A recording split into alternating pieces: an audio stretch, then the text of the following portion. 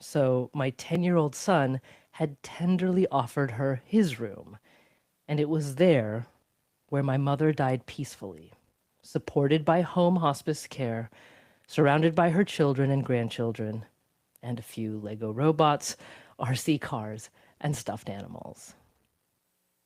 My mother was blessed to retain her lucidity until the day she died. It was only that morning, as her body chemistry was rapidly changing, that she began hallucinating. And I don't know what it was. Maybe it's the reporter in me, more likely the grieving child in me, soon to be a motherless child. And in that wild and selfish grief, I recorded some of my conversations with her in a desperate attempt to grab tight onto the gifts she was giving me even now in the last hours of her life, as her eyes gazed into a light that mine could not see. I'm going to play a moment of that tape now, and there's nothing extreme in it. My mother's hallucinations were not terrifying to her. She's not in distress. But I do understand that it could be difficult to hear the voice of a dying woman. This moment of tape is just over 1 minute long if you'd rather not listen to it. And again, I fully understand that. But let me assure you, my mom would be okay with this. Of that, I am sure. Because she always told us to be brave and to face the facts of life, even at life's end. And also, I'd like to play this moment because it says more about her gentleness and determination than any words that I could come up with. Okay, Mom, actually, wait, I'm not sure I heard that. Can you tell me again, where are we right now? Because if you tell me, then I can really help you. Where are we? We're in the airport. We're in the airport? Okay. Are we going somewhere? Yeah. Where are we going? That's Yeah. here? That's my nose. You grab my nose. I got you. Are you going to get on an airplane, Mom? Yeah. Okay. Can I come with you? Okay. Okay. Where are we going to go? Where's the airplane flying to? That's my face you keep patting. Is the airplane going to India? Is the airplane going to Oregon? Yeah. Okay. Okay. Love you. Death is a distillation. My mom was frail, but so focused on home. Usha Chakrabarti was born in Mumbai, India in 1944, the youngest of 4 girls. But it is Corvallis, Oregon, and the house I'm sitting in right now that she called home. She grew up poor. As a teenage girl, she wanted to go to the advanced math and science school in her neighborhood, but her parents could not afford to pay for it. Instead, for months, my mom prepared for exams by herself and scored high enough to get into the school on scholarship. And later on, she wanted to pursue her master's degree in chemistry, but again, my grandparents just did not have the money to support her education. So my aunt, her oldest sister, took an extra job to help pay for my mom to go to graduate school. And my mother never forgot my aunt's love and sacrifice. My mom had thick, black, curly hair, long eyelashes, and was always working, always busy. She was a brilliant cook, international adventurer, culturally open-minded. We celebrated Christmas, Easter, Diwali, St. Patrick's Day, you name it, because of her. She never got taller than 5'1", but in our minds, she stood at more than 100 feet tall. Her spirit was indomitable, her generosity all-encompassing, her standards high, and her grit absolute. My father was utterly devoted to my mother. He could not live without her. He was the intellectual, the dreamer, the lover of abstraction, the one who decided that a better future for both of them awaited in the United States.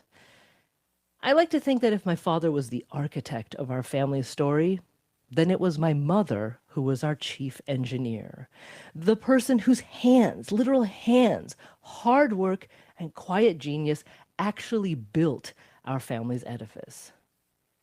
Architects are dreamers. Engineers are the doers. That was definitely my dad and my mom. My mom lived in the United States for a half century. And here's the real point. She was the most American of us all. And no kidding, my mom's birthday is actually the 4th of July. And that is why I think that when her mind began taking those final steps on June 25th, that she was at the airport in her mind, waiting to fly home, not to India, but to Corvallis, Oregon, USA. My mother was fiercely proud of her adopted country and fiercely aware of its shortcomings, but I never once heard her complain. Instead, she was the doer.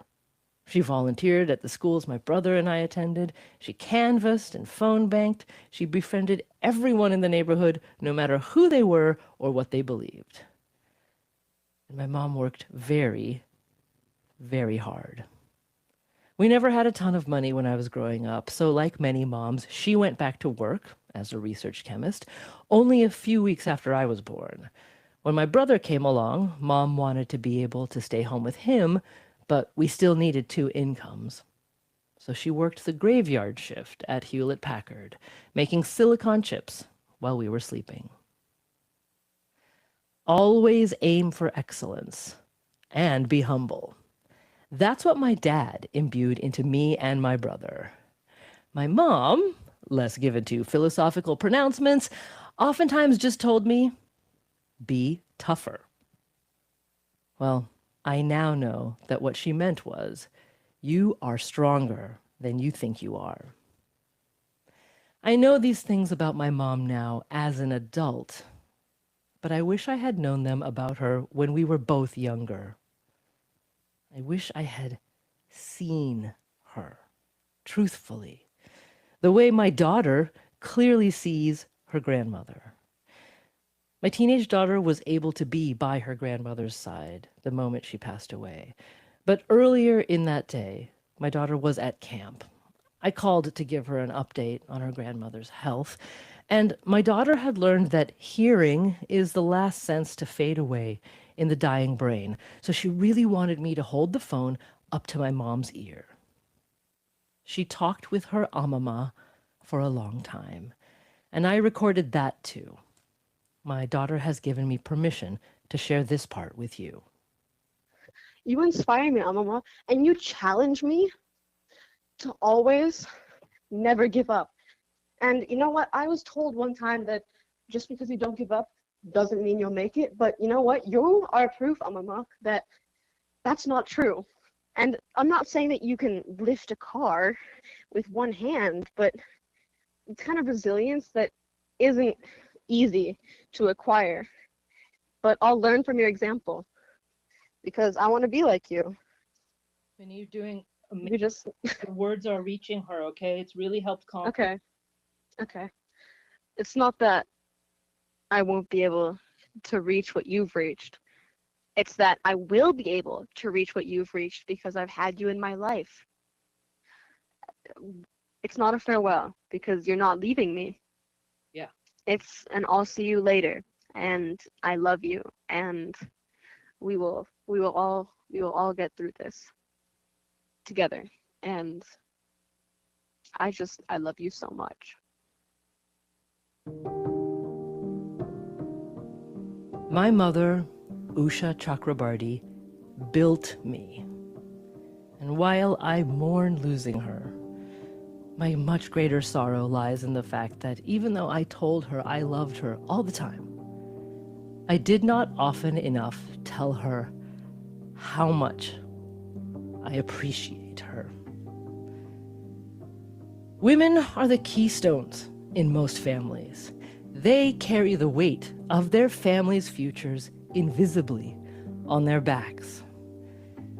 So in honor of my mother, I ask you one simple thing. If there's a woman who has helped build you up, please take a moment to hold her close and say, I love you. I appreciate you. I see you.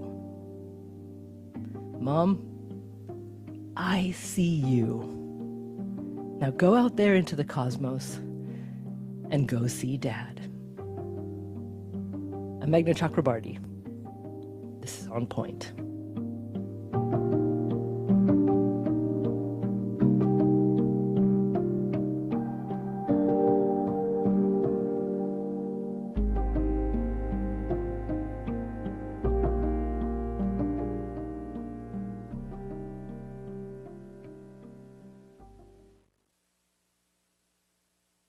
On Point is a production of WBUR Boston and is distributed by APM, American Public Media. Support for On Point comes from the listeners of WBUR Boston and BetterHelp, committed to making mental well-being a priority and offering support in taking on everything life demands, with therapists available to communicate via video, chat, or phone at betterhelp.com/public. And the Music Emporium, guitar sellers for more than 55 years, celebrating the enduring presence of music made on the front porch and center stage. You can learn more at themusicemporium.com. This is KUOW FM Seattle, KUOW Tumwater, KQOW Bellingham, and available on the KUOW app. It's almost noon and almost time for this week's Week in Review. To give you a preview, here's your host, Bill Radke. Hello. Opponents of taxing big businesses say those businesses might up and leave, which has a Week in Review listener asking, So what? So what? If big businesses leave, would Seattle die? Would we go back to being cheap and uncrowded? We'll discuss that, discuss and debate perhaps. Also, a King County executive candidate ends his campaign after being arrested on suspicion of violating a restraining order. So what private behavior should be disqualifying for office? And we'll ask what made you smile. That's coming up on Week in Review. Hey, I'm Ton Vin, host of Seattle Eats, a food podcast from the Seattle Times and KUOW. As a food critic, I eat out a lot.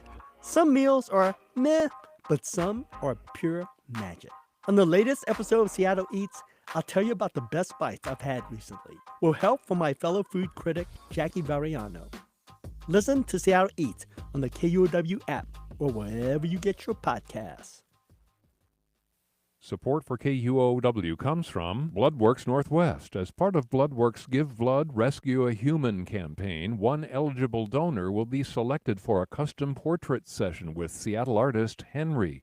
Donating blood takes about an hour and appointments are available. More at bloodworksnw.org/pets. This is KUOW. I'm Kathy Faulkner. When you hear a story on KUOW that captures your curiosity, teaches you something new, know this. The story was made possible because someone like you chose to give to public media. KUOW isn't backed by shareholders. We're powered by listeners who believe local journalism should be freely available and working in service of the public good. If you ever thought, I'm glad I heard that, take the next step and become a monthly member today at KUOW.org. And from all of us, we thank you.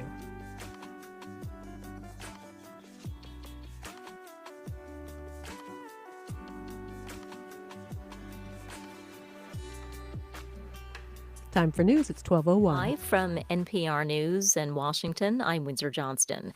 It's been 1 week since catastrophic flooding devastated central Texas. Today, President Trump and the First Lady are in Kerr County surveying the damage as search and rescue operations continue. The cost of rebuilding is expected to run into the billions. Texas Public Radio's Marianne Navarro reports more than 100,000 donors have contributed an estimated $30 million to the Kerr County Relief Fund. The Community Foundation of the Texas Hill Country, a charitable endowment that began a relief fund on July 4th, announced the total as worldwide donations continue to pour in. Austin Dixon is CEO. This is an incredible philanthropic response. Gifts offered in the spirit of compassion and community to support those impacted by the disaster. The foundation said they would start with $5 million in emergency grants to 20 nonprofit organizations to support families, first responders, and businesses, then move on to disperse funds for cleanup and repair.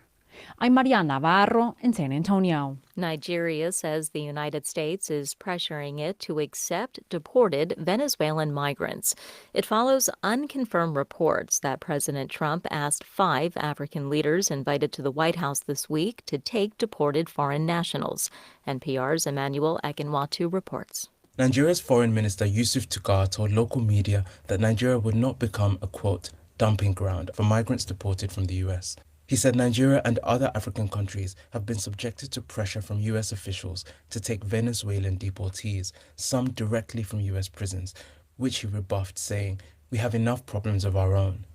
President Trump hosted leaders from Gabon, Senegal, Liberia, Guinea-Bissau, and Mauritania this week in discussions that Trump said focused on business opportunities, but it was followed by reports of U.S. demands as part of a crackdown on illegal immigration, which the U.S. has not commented on. Emmanuel Akinwotu, NPR News, Lagos. The Department of Government Efficiency, or DOGE, is still on a mission to slash federal agencies despite the departure of Elon Musk. At the Department of Agriculture, one DOGE staffer just gained sweeping authority. NPR's Jenna McLaughlin reports he can now review and cancel tens of billions of dollars in government payments and loans for American farmers and ranchers. He can see all the sensitive personal and financial data, but he can also write onto the system. That means he can change information. He can basically cancel loans if he wants. That's in line with a memo that went out to USDA staffers announcing that DOGE would be reviewing a big chunk of loans to farmers. That's NPR's Jenna McLaughlin reporting. On Wall Street, the Dow was down 278 points. This is NPR News. This is KUOW News. I'm Noelle Gasca in Seattle. Governor Bob Ferguson is endorsing a plan to let Washington's long-term care insurance fund invest in the stock market. Voters will decide on the proposal this November.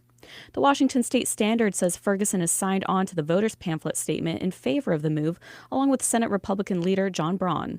They argue the tax dollars paid into the WA Cares Fund will grow faster in the market like the state's pension and retirement funds do. A bipartisan group of lawmakers wrote a statement in opposition, calling the stock market a risky place to park public money. A new report is providing insight on how many healthcare workers got the flu vaccine this past flu season. Here's Northwest Public Broadcasting's Rachel Sun. Washington state healthcare workers in acute care hospitals in the 2024 to 2025 season had an influenza vaccination rate of almost 79%. That's higher than other categories, including critical access hospitals and skilled nursing facilities. The info came from organizations' self-reported data to the National Healthcare Safety Network. A spokesperson for the Washington State Department of Health said the differences in healthcare facilities' employee vaccine rates could be caused by varying factors. Those could include different immunization policies among organizations. In Idaho, acute care hospital medical staff had a roughly 79% vaccination rate. In Oregon, it was about 62%. Compared to a decade earlier, flu vaccination rates have dropped for healthcare personnel at acute care hospitals in Washington, Idaho, and Oregon. I'm Rachel Sun. And the Bear Gulch fire in Mason County has grown to 440 acres near Lake Cushman. Several trails and campgrounds remain closed, including the staircase area and campground in Olympic National Park. While there are no evacuation orders currently in effect, crews are working to mitigate nearby wildfire fuels to keep the fire from approaching nearby homes. This is KUOW News.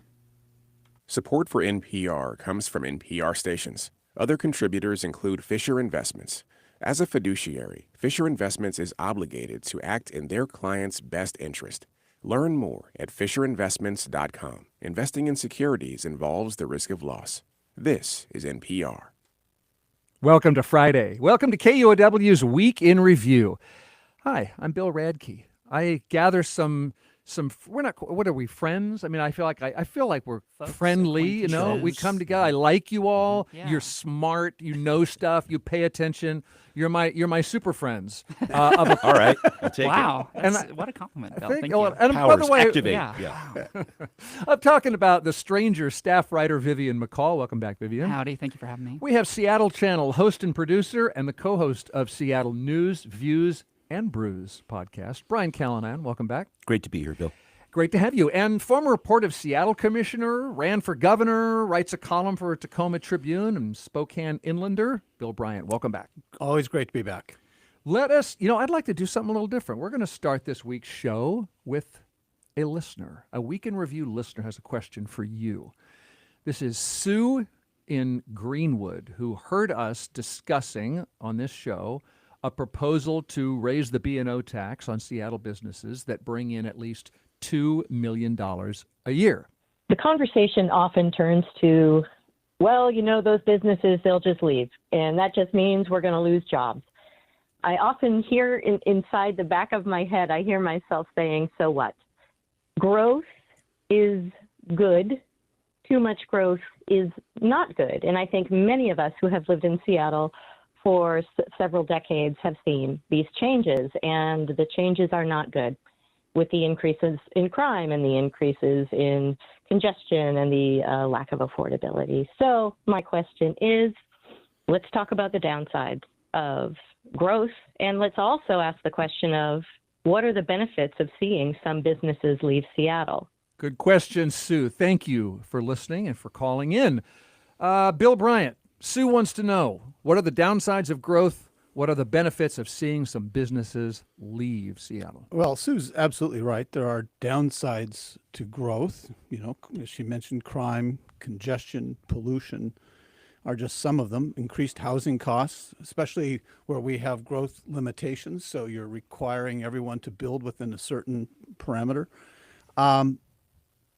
That doesn't mean we should abandon growth, but it does mean we need to plan carefully, and that we need to ensure that we're growing in a way that accommodates the people who really want to live here. That means we have good public security, that we have good public transportation. Those cost money. And if you're going to drive out the employers who are providing a tax base, you're not going to have the money for sound transit or for park maintenance or for public security. So we need to understand that these employers, who most cities around the country would enthusiastically compete to have in their communities, and we have major headquarters of major corporations here, those major corporations, major employers, not only provide jobs for the people who work for them, but they provide jobs for thousands and thousands of people who depend upon those companies, everything from people who are working in restaurants to retail. Yeah, but Vivian, these big businesses and this wealth and these jobs, they bring problems. Right. So if And it's some of also these the- businesses split, would we go back to being a better place to live with fewer of these problems? Not necessarily. I think it's more about the relationship that we have with these businesses. The history of Seattle is a boom or bust town. We have lumber, we have gold, we have shipbuilding, we have Boeing. And these big businesses basically are the economy here.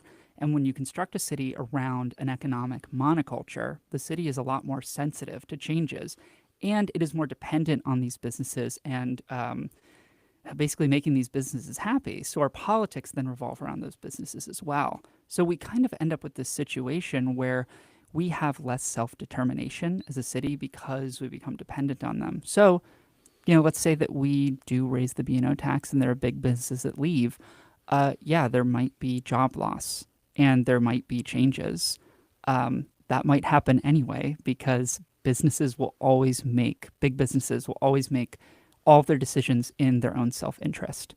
And they have left before, they have totally crashed before, and we've been left to pick up the pieces. So perhaps we need to reimagine a Seattle that is a little bit more economically diversified and is maybe a little bit more affordable too. Yeah, they're shedding jobs again thanks to artificial intelligence. Exactly, in which this is case. another example of they will act in their own self-interest again and again and again and again. It just feels like a balance for me when it comes to regulations the city puts in place, and in the effort of trying to make Seattle an equitable place where there is a place for everybody to live. And we're definitely seeing this play out with the city's comprehensive plan process that's going through. Where are we going to build growth and things of this nature? I guess the challenge that I really have with this, and I think maybe a lot of people do in this state, certainly, they're looking at companies like Amazon and they're seeing them turn record profits, quarter after quarter after quarter, which again is the point of these businesses. But when they're saying, oh, this is going to cause some hardship to us, and yet they're still posting those big profits, that's a clash for me. And I think it is for a lot of people who want to make sure that we have an equitable system. We have a very inequitable tax system in this state. We've said it before on the show. We're 49th out of 50 in terms of on the up and up. Not yeah, at the right. bottom, But it's a regressive system. And so how do you put something in place to try to level that when you don't have an income tax? I feel like that's what we're wrestling with right now as a city. We have a lot of business taxes. We do. You're right. And so let's not begin to approach this as if these companies are not being taxed right now. They are being taxed at the state level and at the city level, and the city has recently imposed even more taxes on these companies. Yes, they're making profits. That's what their job is to do, is to return profits so that they have something to pay their employees and give to their shareholders. That's their job. The city has no entitlement to that profit, and to continue to treat these companies like they're the city's ATM is going to drive these companies to make decisions about where they expand and where they stay. But at the same time, it limits our political imagination because we are unable to make certain decisions because we're always wondering, well, what are the businesses going to do? Are the big businesses going to leave? Are they going to be happy about this? Are they going to be upset about this? And these businesses, no. Are we entitled to the jobs that they bring? No, but they're also not entitled to political control of a city, which they have. In a lot of ways. I don't know. I think Seattle would look very different if they had political control over Seattle. Not complete political they control, have some influence, but they have for a sure. lot of influence. I guess one other piece of this that I think about, San Francisco, great example, right? Another big city that has blown up with tech. It's become largely unaffordable. I was there just a few months ago, and it really struck me. Went down to City Light Books, right? The heartbeat of the Beat generation there. And there's the photos of Jack Kerouac and Allen Ginsberg, et cetera. And it just struck me that those guys couldn't afford to live anywhere near San Francisco right now. That whole movement, that whole cultural piece of that city wouldn't exist. I just that part of it I think is a piece of this too. I just want to make sure that the cultural pieces of Seattle that are important, they're allowed to continue to grow. And they're threatened. Money isn't everything. Yeah. I would take a poorer city with lower rent, art spaces, and cheaper food. Yeah, this is I'm glad. So we've come back to a big part of Sue's question. In fact, she shared in her original email to me, she said, I'd love to see an exodus of high-income workers and the return of things like the Seven Gables Theater, numerous bowling alleys, and skate rinks, all of which have been replaced by housing that helps high-wage workers. So would Seattle become a less crowded, less crimey, less, more affordable, more pleasant place to live if we let the pendulum swing back as it does? It's so many variables. I think it would become, by definition, if there are people leaving, there would be more housing. But also, there are other factors, like there are people who are moving here for climate reasons. Sure. There are also people moving here because there are other states where they don't have rights, so they're moving to a city like this, even if it is very unaffordable for them. So it's very hard to say, but I'm seeing what you're there are saying. entire blocks of Detroit that are, let's call less than livable because they've lost employers and they've lost a tax base. I'm glad you mentioned Detroit. I asked former Mayor Jenny Durkin this question, basically, years ago now. Why do we have to keep growing? And she said, if a city's not growing, it becomes Detroit. That is not a very good description of Detroit. I would just say certain blocks. I'm not saying you, and it's more than blocks. There are parts of that city where it is honestly shocking because that city has been abandoned in a lot of ways by this country and also by big businesses that used to have an enormous presence there. And the other thing, Bill, too, this kind of goes to Sue's question about why can't we just go back? If we go back, presumably we're going to go back to a city which had an economy driven by Boeing and Weyerhaeuser. Well, Weyerhaeuser is a shadow of its former self. Boeing has moved facilities out of the state. So what are you going back to if you don't have these new companies that have taken the place of Boeing and Weyerhaeuser? Why not go somewhere else? Well, no, I'm saying you have to have some economic base. And fortunately, when Boeing and Weyerhaeuser became different than they used to be, We were fortunate to have a tech industry move in here. If you're asking the tech industry to leave, we're not going to suddenly go back to Mayberry and the wonder years of bowling alleys. Yeah, I we're guess going to have empty blocks like Detroit. I think it's difficult to put the genie back in the bottle, I guess is what we're saying here. And I definitely hear Sue's question, but I just don't know, how do you tell a company that, they're here to make money, they're here to do their thing, to say, okay, you need to have only this amount of growth this year? I mean, the city and the state can't really do that. So the tools that they use are these different taxes. And I think that's the ethic at work here. And I don't know. I think it's maybe more of a balance of not so much of the political focus on being amenable to businesses. Okay. It's finding a little somewhere else. Where's that middle ground? Yeah, I don't know where the middle ground is. I just think that there are probably ways to make the city a little bit more livable than it is right I have now. one more note about going backward, and I use the word pendulum because, for example, last fall, I'll quote the New York Times headline, which says, because I put it somewhere, here it is, October of 2024, New York Times, Detroit is on the rebound, which is how things go. In the Seattle news site Post Alley this week, I saw Barry Mitzman has a column that says, why can't Seattle be more like Buffalo?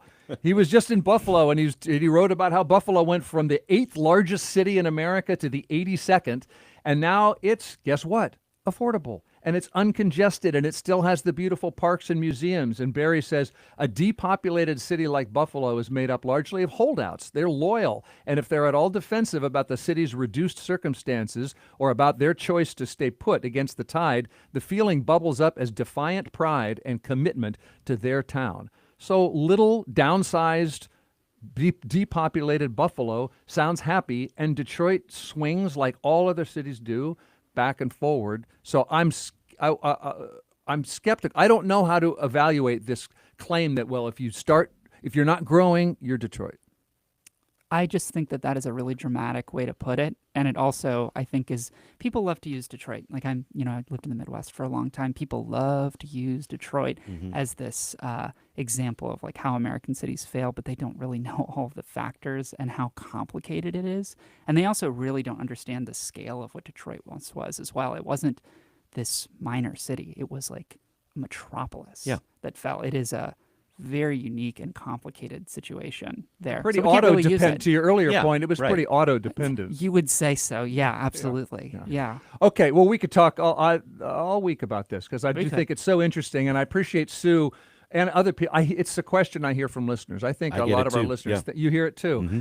What do we want to be? Are we... Well, I'll leave it there. What do we want to be? That's happy. A good way to... Happy. How about that? How about that? So before we take a break, I have one more sort of business that's mad at Seattle, and is Seattle could be overtaxing, or in this case, overregulating. DoorDash is mad at Seattle for what it calls extreme regulations. The city restricts how app-based service providers can remove workers from platforms.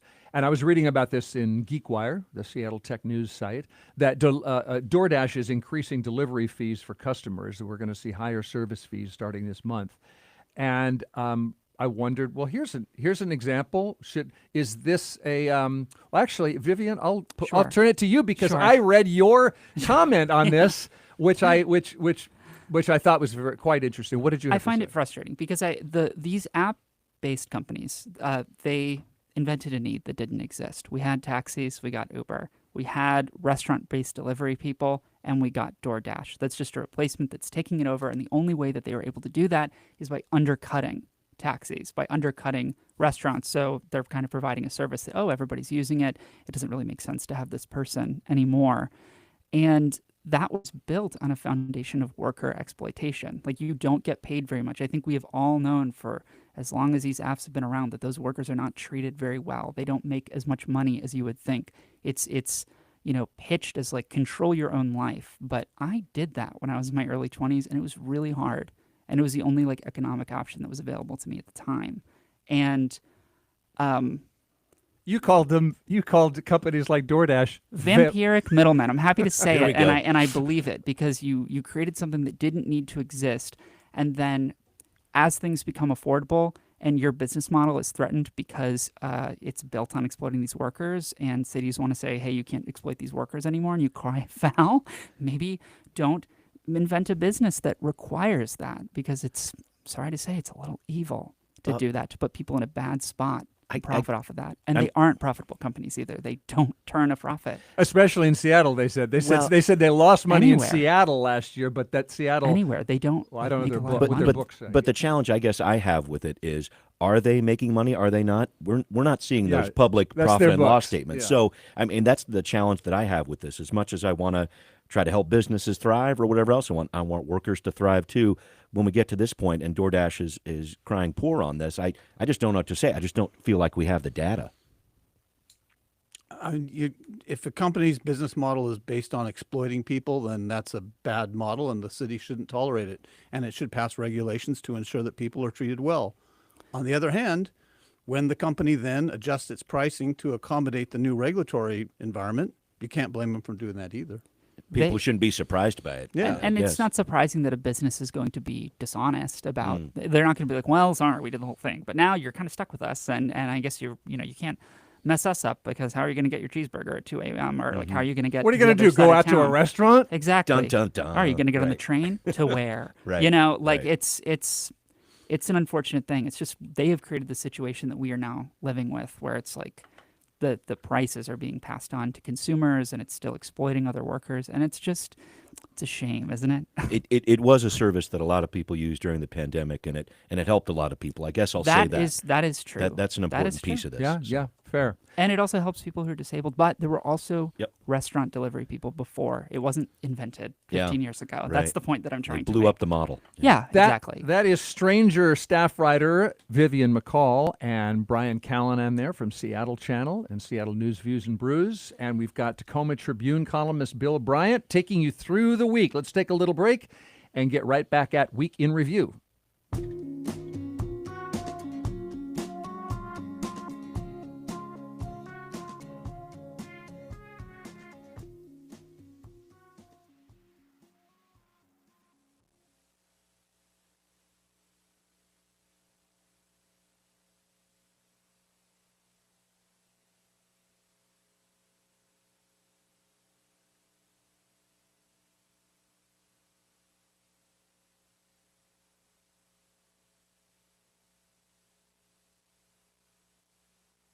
Library of Congress, a look at the new Sondheim collection on All Things Considered from NPR News.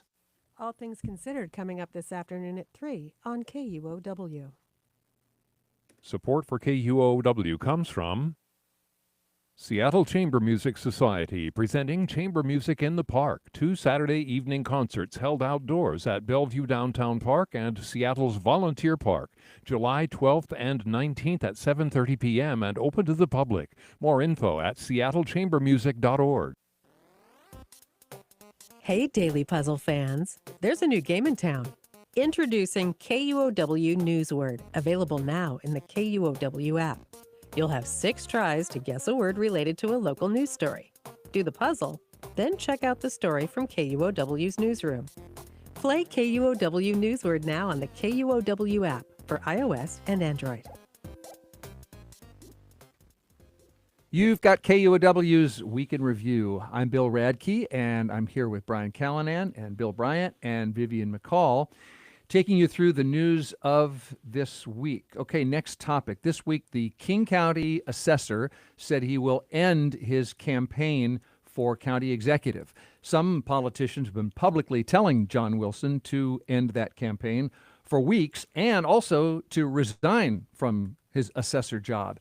KUOW politics reporter Scott Greenstone told us that Wilson is accused of harassment. In May, his ex-fiancée Lee Keller filed a restraining order against Wilson, alleging he'd stalked her, shown up to her home, and kissed her against her will. Then last week, he was arrested outside her Seattle home. Charges are still pending. Wilson says he will continue in his role as county assessor. He's up for re-election next year. Okay, so he's been arrested. He has not been charged. He's keeping his job, at least for now. Now, I know some of us here know John Wilson and Lee Keller. They move in our journalist political campaign circles. And so if you don't want to specifically talk about their situation, I do want to know generally, this story has me wondering, what private behavior should get a political incumbent fired or subject to a recall election? What should the rules and norms be? I just that That's a line tricky has question. moved so far. When you have a president in office who is convicted of 34 felonies, it's a little bit of a gray area, I guess. I guess for me, this seemed to rise to the occasion in terms of the seriousness of these accusations, and I guess part of me misses the good old days when candidates didn't double down. They actually took that step back and maybe took a little more accountability for actions like these. So you're saying not just I'm not running for county executive, but I resign my job, or should it be an automatic you're out of your job? Should it be a council vote? Should it be a recall election to the public? That's a complicated question because it has a lot of parts. But I feel like I'm with you on this because I think generally we used to have much higher standards for elected officials where if you messed up, you would resign. You just would. And there was an expectation that you would. And now there isn't. And also people, when they do terrible things, will come back into politics. You saw that in the New York mayoral election with Cuomo. And people were brushing his behavior under the rug. And it was serious behavior. It wasn't minor. It was serious. And to say, well, he's our guy, that's disturbing to me. And I think that, there is a degree to which morality and behavior actually do matter, particularly in this moment. And I'm not talking about morality is a complicated question, but it's more these general expectations that the people who represent us behave well. And but would you rather have that up to that John Wilson's going to be running for re-election next year, or is it up to a county government? Is it up to the public when they vote next year, or should it happen faster? That wasn't even as necessary of a question to ask anymore. So maybe it's kind of a new one, and I don't know if I have the exact answer for that. Yeah. But I think it is appropriate in this case. There were elected officials who were calling for John Arthur Wilson to drop out, and I didn't think that was inappropriate because I don't think he had a chance at the job, to be totally honest with you. And so you're talking about the campaign, council. separate from his job. For county executive, at least he for was the third. county executive. I mean, that is just no question. That shouldn't have been an argument. You're out. You should have been out. But yeah, I think you have a different opinion. But go ahead. No, I don't have it. I think that it's really unfortunate. This is former office holder, by the way, Bill Bryant. So maybe I approach that with candidate. And I've been in situations where I have had colleagues or other electeds who were conducting themselves in a way I didn't think was appropriate. I think this is a matter for, well, first of all, let me go back and say, it's unfortunate we're having this conversation at all. I don't think 20 years ago we would have, as you were saying. Yeah. People had a sense of honor and integrity, and if they found or were found to be in a position or with conduct that was unbecoming of their office, they would step up and resign. But we're not there now, so what do we do? I don't think it is appropriate, certainly at least this is how I handled it when I saw similar situations, for other electeds to tell another elected officials to tell other elected officials that it's time for them to step down. I think that's the voters' decision. If you're in a campaign, certainly your supporters and your donors are going to weigh in, and if your supporters abandon you and your donors abandon you, your campaign's over. But it would be nice to have them resign before that happened. But if they stick it out and double down, then the voters need to correct it. But for electeds who maybe have a favorite candidate in that race, to tell somebody to step down or to get all sanctimonious and begin to pretend that they're the judge of character when they might not even have all the details of what's really going on in that particular situation, I think it's inappropriate for electeds to wait. They don't need to. They can do their own job, stay in their own lane, let the voters take care of the situation. Was there ever a situation where you felt compelled to speak up about it? My colleague is doing something that's not right. This needs to be made public? I dealt with it privately with that official. Okay. You didn't think it I didn't need to put out a press release. Okay. That's interesting to me. I because you have your own integrity about the health of the governmental body too, and you want to protect that. Is the publicness in your mind, is that the issue? So if it was more of a private thing and they were to talk, well, it's not my job to weigh in Right. on the behavior of another individual. That's up to their own integrity and their supporters. Okay. If I have an opinion that I think is one they need to hear, then I will share it with them, but I won't issue a press release saying they ought to step down. Okay. That's not my job. Let me do the job I was elected to do, not weigh in on the behavior of other people. I think they're entitled to it in this case, but, agree to disagree. I think that press release activity is something that also has picked up over the last 20 years as well. So interesting to see how this one's going to turn out. Yeah, and with this specific case, there are wrinkles like, as I said, there's an arrest, there's no charge, there's obviously no conviction, there was a restraining order. That restraining order got withdrawn, and the couple was back together. But then there's another restraining order. We also have texts of that in requesting that restraining order. She showed texts of saying, she says, "Don't contact me," and he keeps texting and calling, and she says, "Leave me alone," and he says, "Never," and so they're awful to read. Yeah, they're awful. They made me feel terrible. Yeah, but I had a discussion with someone who also knows some of these people involved, and we talked about when we go by how we feel when we read a text, for example, how we feel versus should there be some kind of objective standard so that we're not going by how I feel. Yeah. Well, the thing is that there was no objective standard here either. It was people who were speaking out against a thing that they thought was wrong. Yeah. And they felt that they had to. Some people might see it as a political opportunity. I actually didn't see it that way. I really didn't. Because if it was the kind of race where it was really, really, really tight, and that was the kind of thing that could put the pressure on the lever, sure, it wasn't. It just wasn't. And at what point does it become a distraction to the work of a government or whatever else? I think that's what perhaps some local leaders are thinking about too. Well, the texts were pretty distracting, weren't they? Right. It's like, Right. Yeah. Okay. Thank you. We'll await charges if that happens, and county executive race will go on with one fewer candidate, and then there'll be an election at least next year for county assessor, and we'll see what happens. Since we're talking about when to weigh in on somebody else's job or somebody else's political work, there was a kerfuffle, a controversy, a brouhaha this week because a Seattle City councilor wrote a public letter condemning several things, condemning President Trump's new tax and spending bill, but also taking some other political positions. And we're talking about Seattle's, would you say the most progressive member, Alexis Mercedes Rink? I think you could make that argument, yeah. Dozens of local and state Democrats signed on to this letter. 3 Seattle City Council members did not. Brian, why not, and why does this matter? I think it matters for a few different reasons. And just to take a step back here, Alexis Mercedes Rink, definitely a progressive voice on the council. A lot of her support for her election came from different district Democrat groups all around the city. So she has a strong base there with which she's working. And that's why some other state legislators, I think, signed on with her to offer their support. Definitely some legislators who were left of center as well. I think this is important because for a few different reasons. I think it's very interesting to legislate in this way, meaning you put out a letter like this, okay, who's going to sign this? It's not an ordinance, right? It's not a resolution. It's not something that's going to be passed into law. It's a little bit of a heat check, I think, in going out to these different lawmakers and saying, all right, what do you think about this? Had the letter only included, we are against Trump's big, beautiful bill for reasons X, Y, and Z, I think that's one thing. When you put in this other information about, hey, we're really supporting this new progressive way to look at business taxes with this Seattle Shield bill, which was included in this letter.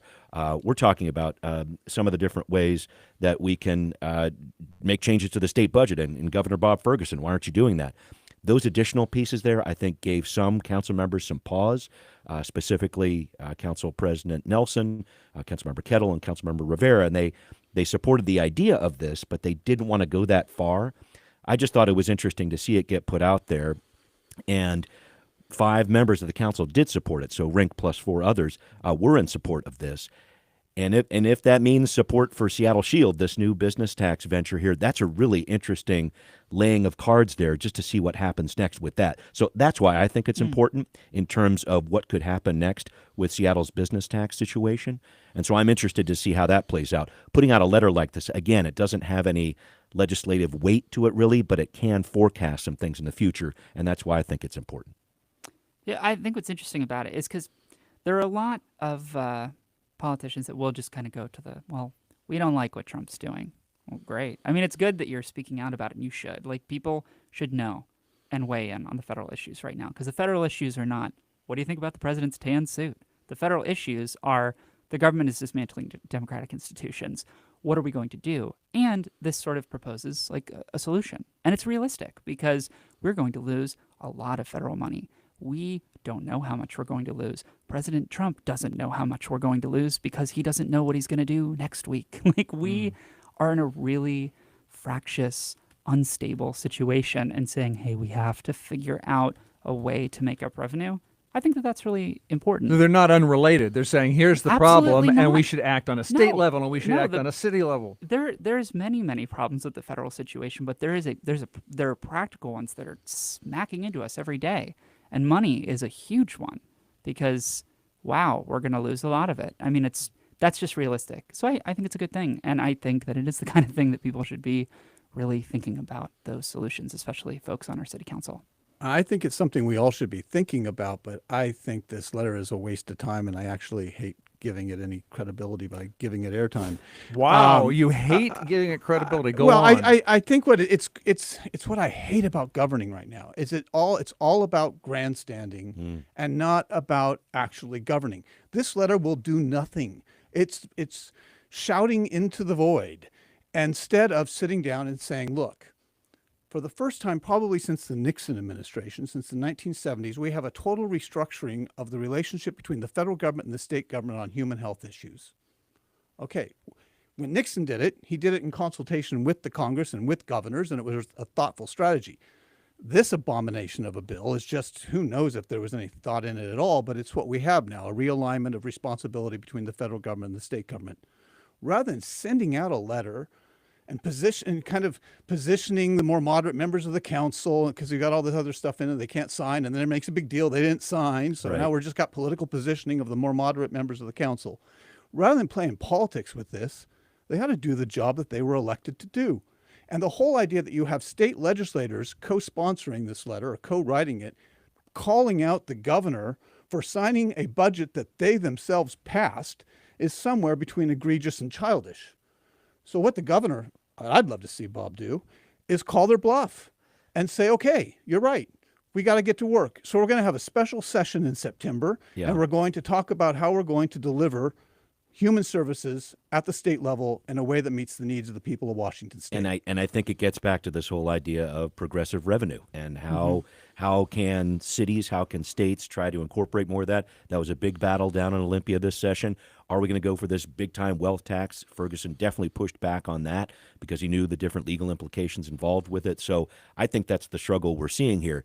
I hear what you're saying in terms of the political theater that's going on here, but I also think it's important in terms of how we read this and how we look at this, because the Seattle City Council, and Alexis Mercedes Rink heads up this part of the council. She is one of the heads of she's head of this committee that actually is set up specifically to deal with these federal threats, federal policy threats is how the council's looking at it, and got the go-ahead from Council President Sarah Nelson to do that. So the council is on board with the idea of responding to the threats. Actually, how you do it in terms of progressive revenue or whatever else, that's where the sausage is going to get made here. I think it cranks up the heat on it, especially if you're assuming that maybe there are some members of the council that are not going to do the job that they're elected to do, or you feel that they're going to be kind of sticks in the mud. Putting pressure because it's very important. It's kind of got to happen now. Okay, The whether timeline is short because the budget timeline is process very coming up short. in a couple of months. Yeah. Right. And sounds like whether or not you think this letter is important, Bill, you're saying the fact that some council members didn't sign on to it because it contained a bunch of stuff that they didn't necessarily either agree or think it was their job to sign on to. You just don't think it's a big deal. I think And it's being- a lot of political theater, and we're running around talking about who signed what when we ought to be talking about how we're going to adjust to the fact that the relationship between the federal and the state government on health care is changing. I mean, I think this is the means to that end. Like, I think I that's don't forcing think the conversation. I think you could sit down and work with the governor and the legislatures and other major cities in the state without signing a letter and spending a week talking about it. It's asking for a call on that before there's a full discussion in front of the council, which I think a few of these council members who did not sign said. So Right. that's a piece of this too. Okay.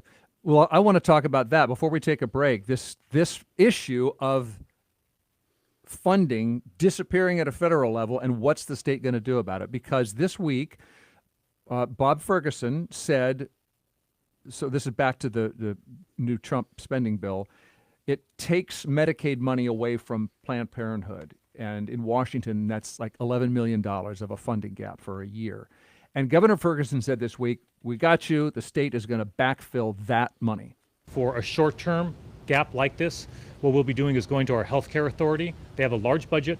This is about half of 1% of their budget is the millions we would need to backfill this. Okay, so $11 million, the state will cover that. But the much bigger deal, as we've said, is that this new federal law cuts billions of dollars a year to states that expanded Medicaid under President Obama's ACA, Obamacare. And that's mostly blue states like Washington. So this is a $3 billion a year hit. Governor Ferguson said, quote, "It's difficult to overstate how devastating these cuts will be to Washingtonians. They will bring our healthcare system to the brink and harm people in every corner of our state. I was reading in the Washington Standard about rural Washington hospitals may be closing, creating medical deserts here. The head of the state's agencies on aging told the Standard, I think people are going to die." So my question is, isn't that a choice at the state level? Couldn't the legislature cover these? Yeah, $3 billion. It's a lot. Yep. What's the state going to do about it? The state could slash spending. The state could raise taxes. Why is it a fait accompli that this money's gone? We obviously have to do something about it. And I also agree, there are people who are going to die if rural hospitals are closed because, these rural hospitals are often depending on the Medicaid dollars from their patients. And if they don't have Medicaid dollars to pay them with, they can't stay open. And then if something serious happens, how are you going to get to a hospital? If you have to go a long way, you might die. I mean, it's just like ABC. It makes complete sense. Yeah, we absolutely need to find some progressive revenue solutions. Like maybe it's kind of time to be serious about, constitutional amendment for an income tax, perhaps a progressive income tax. We need a lot of money. And I get that people don't like paying for stuff. It doesn't feel fun to pay your taxes. I'm not like, haha, this is great every April. But I think that a state needs to really think about collecting that money because, if we're all focused on our personal income, we're not really paying attention to how does our collective dollars, how does it pay for these things? How does it improve our streets? How does it improve the situation for all the people around us? Does it make our life better, perhaps, if we're pooling our resources together? Well, and I think this is the debate that's gone on since the ACA passed in 2010. A lot of Republicans said, we need to get rid of this. We need to get rid of this. That's great, but what are you going to replace it with? And so what we're left with now with these cuts is there isn't a replacement option put out there. It's just cut. So rather than going in with some sort of, I get the idea behind reform of our medical system and premiums going up and some of the other challenges that come with Obamacare, but to use the medical terms, I'd rather have a scalpel than a blunt instrument like this. Because when we talk about reform and making the system better, I mean, we're talking about hundreds of thousands of lives here. And that's the part that really concerns me. As much as you can talk about making a system more efficient, beyond that, there are people. There are real people who are going to get affected by this. And I think that's the big challenge here. And watching, essentially, Obamacare get taken apart, which is what this is, just basically a dismantling of it, and forcing the states to kind of pick up the bill for us. Is that the nation we want to be? Exactly. It's the ultimate consequences, all these people who will die from this. And it's just, it's unavoidable. So, Bill Bryant, let's imagine you won your gubernatorial campaign and you're the Republican governor. How are you handling this? Well, first of all, I want to agree with a lot that has been said. This is going to be devastating to a lot of rural hospitals. We can focus on rural hospitals because I think that's going to be the most immediate. We're going to see it more quickly there, but it's also going to be true of a lot of clinics in cities as well, where Medicaid is being cut, and so people are not going to have access to the care that they need. In rural hospitals and in rural communities, we're already seeing discussion of emergency levies to try and backfill. But at the same time, the legislature pushed a lot of education funding onto raising the cap for schools. So you've got schools trying to come out with larger levies. All this, to me, says, if you're asking had I won, the system is broken. You can't continue just to push hospital levies and school levies and everything onto these communities, because those levies are going to begin to fail, and then our schools and hospitals are going to begin to fail. As a governor, this is an incredible opportunity, because now we can actually sit down and look at the budget more comprehensively. We can determine what our priorities are. We can figure out how we're going to spend this huge pot of money. What you're saying, we need more money. This state has never had this much money before. I mean, our budget has gone from $40 billion only a few years ago to almost $100 billion right now. What we need to decide is whether or not we are getting twice the services we got 8 years ago, and we are not. We're not getting efficient delivery of services, even though we're spending a huge amount of money. So as a governor, let's step back and talk about how we're delivering services. Let's figure out how we're going to fund rural schools and rural hospitals. Let's have a special session starting September and say, you guys are not going home until we figure out how we can live within this budget and deliver the services to people of Washington. Are you DC. ready to announce your cuts? I know, I'm getting worked up. Yeah, Are you ready to announce a legislative conclave until we fix the system? Right. What are your specific cuts, Governor? Yeah. That's No, I mean, I don't know you're going to have, it's also not just a function of cuts, Bill, and you're not going to know it until you get in there. But first of all, let's set our priorities. Yeah. In Washington State, we have no choice. K-12 education is the paramount responsibility of the state.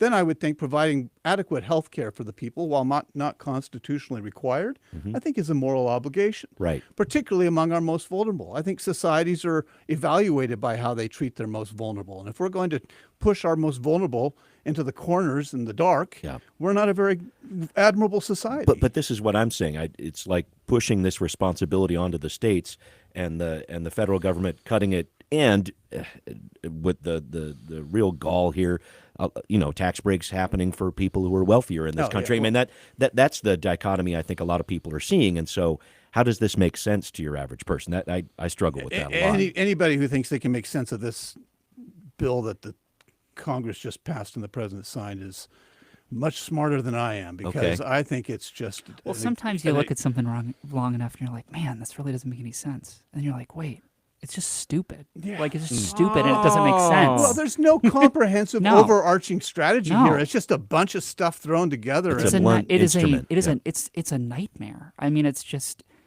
An instrument implies a use and a goal, but it's just a destruction. And the thing is not only are we undermining the health care of, I don't know, millions of people, how many, in this state, but we're absolutely reckless with the nation's economy and fiscal integrity. If this gets implemented in the way it's passed, and they can go back and fix certain things, although I don't think they have any will to do it. But you're going to see a serious undermining of the value of the dollar and the credibility of the United States Treasury. In just months, this president has totally dismantled decades of financial integrity in our monetary system. Okay, folks, I must interrupt this unanimity. It's got to stop. We got to take a short break and then discuss what we haven't gotten to yet about this week, and then see if we smiled about anything at all. So don't go away. Yeah.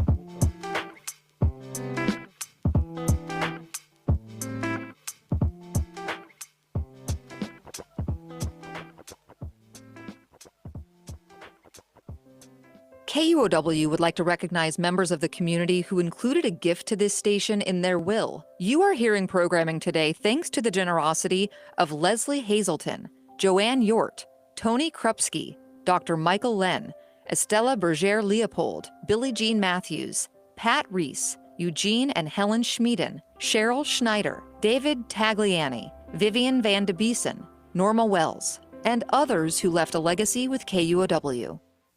And Beth Davids has shined in so many roles on screen in Mad Men, Matilda, Schindler's List. I never was sitting on Steven Spielberg's set thinking I'm going to direct one day, but I definitely was absorbing and watching. And now her first film as a director, Let's Go to the Dogs Tonight. Saturday Weekend Edition from NPR News. Weekend Edition tomorrow morning at 5 till 9 on KUOW. KUOW's Week in Review. I'm Bill Radke. I'm here with Bill Bryant, former Port of Seattle Commissioner. We've got from Seattle News, Views, and Brews, Brian Callanan. And from The Stranger, we have writer Vivian McCall. Okay, I got one eye on the clock. What have we not mentioned about this week? Because this is the week in review, by the way. I'm Bill Radke. We're talking about what happened.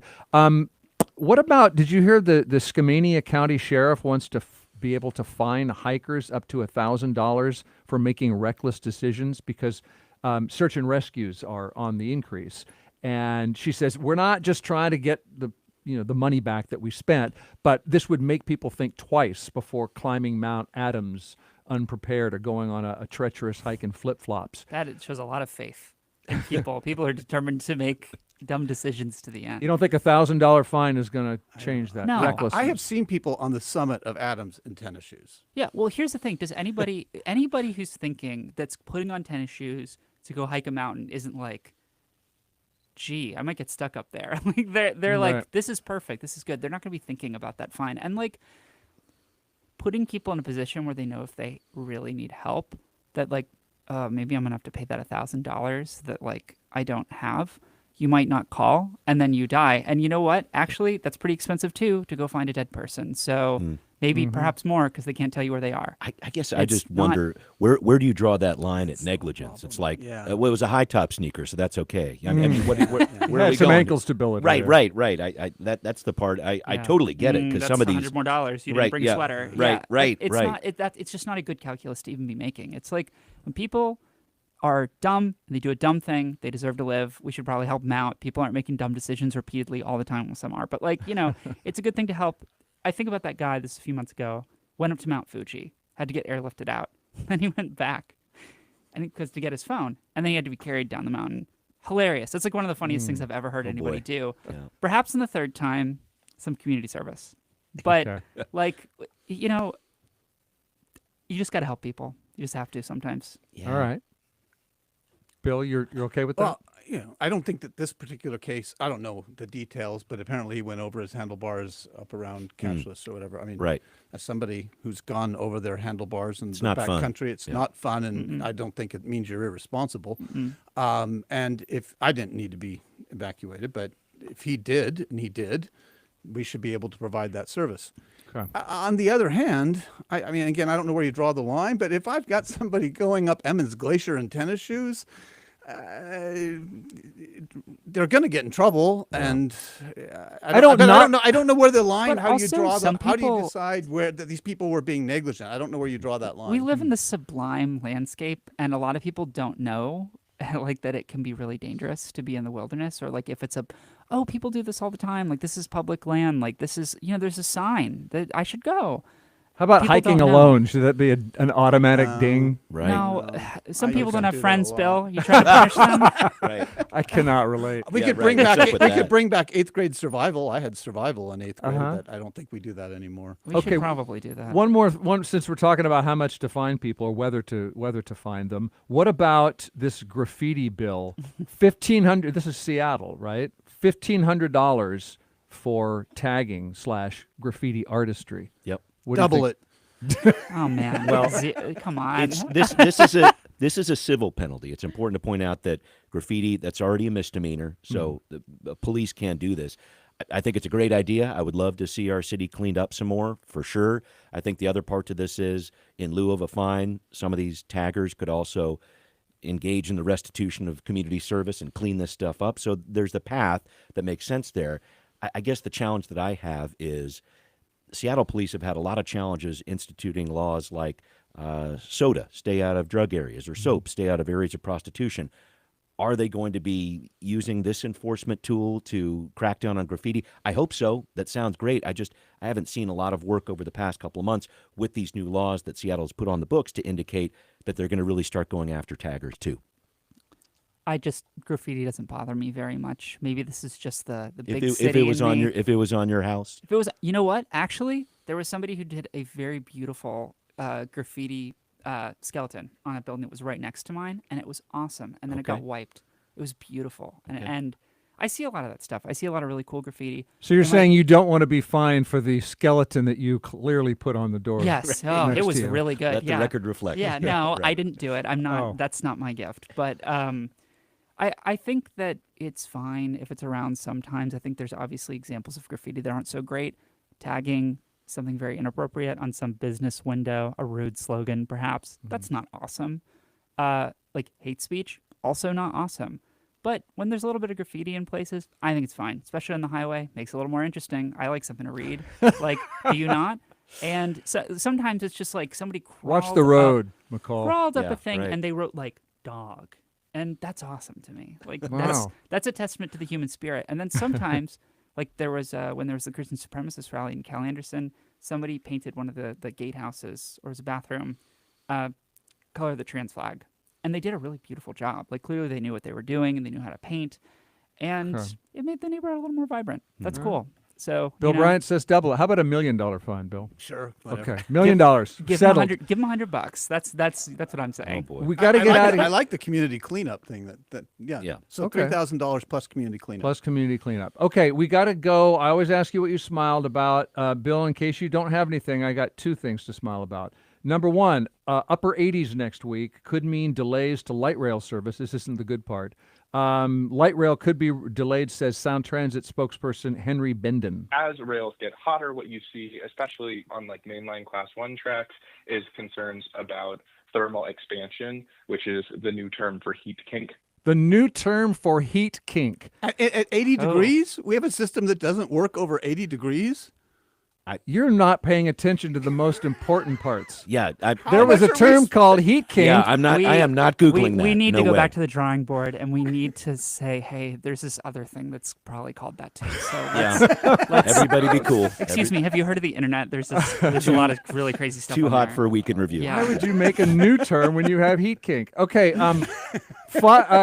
so my number two is when I was a Husky student, I didn't drink coffee if I had to cram for a final. I went to the 7-Eleven on the Ave and got No-Dose. Do you know what No-Dose even is? And do you know what it is, Vivian? No. Yeah, see, what happened to it? It's a caffeine pill, and I always wondered, why do people buy beans and grind them and go to a store and get lids and cups and spill it, and it gets cold, and you throw it in the garbage, and it doesn't even taste good. That's why we put milk and sugar in it.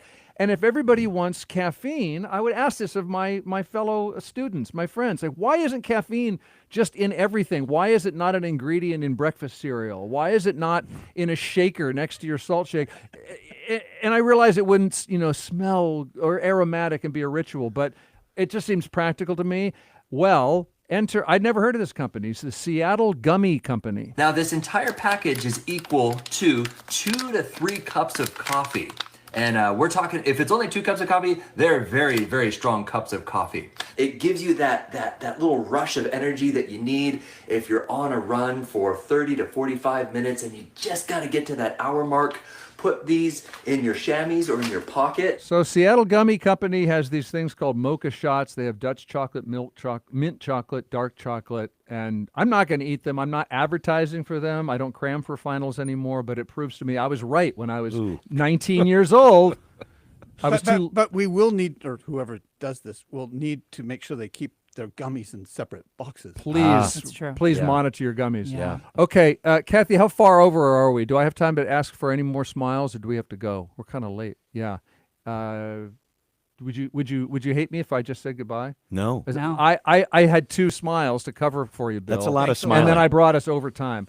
Okay, can I? I'm just going to imagine that you were smiling about something, and I'm going Huge to ask smile. you back and save it and tell me about it next time. Okay? Sure. Sounds All great. Okay, Brian Callanan. Yep. From Seattle News, Views and Brews and Seattle Channel. Okay, Vivian McCall. Do we have a course. deal? Oh, we have a deal. Affirmative. Okay, from The Stranger, staff writer there. Bill Bryant, Tacoma Tribune, Spokane Inlander columnist, former Port of Seattle commissioner.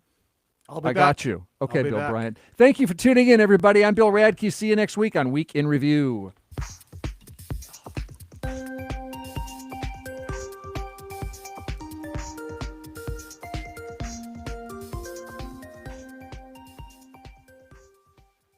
Support for KUOW comes from Seattle Chamber Music Society, presenting Chamber Music in the Park, 2 Saturday evening concerts held outdoors at Bellevue Downtown Park and Seattle's